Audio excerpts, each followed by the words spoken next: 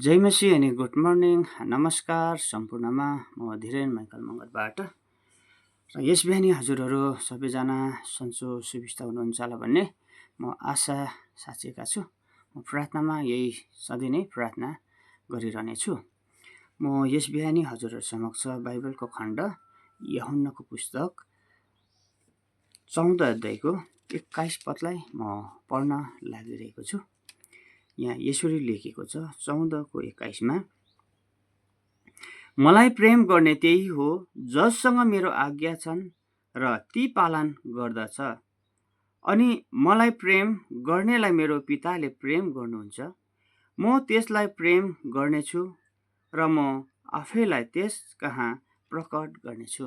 र परमेश्वरलाई महिमा भएको होस् र परमेश्वरको वचन सुनाइमा प्रशस्त मात्रामा आशिष दिनु हुन्छ। सम्पूर्णमा जय मसीह, गुड मर्निङ, नमस्कार।